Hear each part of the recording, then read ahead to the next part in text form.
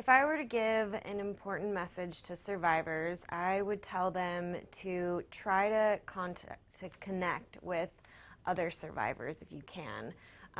Maybe through email or internet or any type of survivor group, trauma group, pain group that you could find.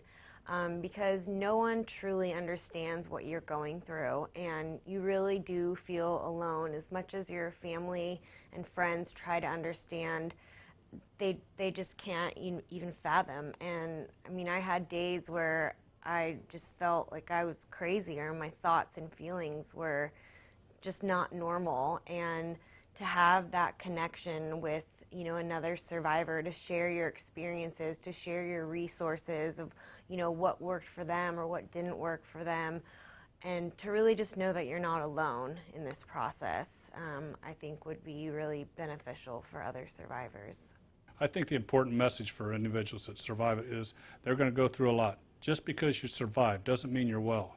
It's going to take a long time. It could take up to a few years, and you're not crazy. I mean, people say all these symptoms you're having are not normal.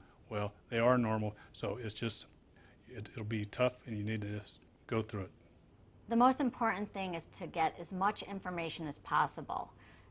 Knowledge is power, and even if the information you receive isn't what you were hoping for, or isn't the best thing in the world, with that knowledge, you're able to find out how best to proceed. So that the objective is to increase your quality of life. If you have 3 issues, 4 issues, 5 issues, you need to address them, but one at a time. So that if you can conquer issue number 1 satisfactorily, it doesn't have to be as good as it can be, but well enough that you can move on to issue 2, issue 3, your quality of life is going to increase exponentially. So I think that you need to talk, you need to ask questions, you need to give information, you need to get information, you need to have power as a patient survivor.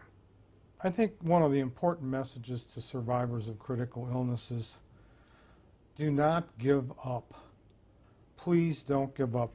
Look deep inside of yourselves and go forward, even if it's an inch at a time across a football field. You'll take your life back the best way you can.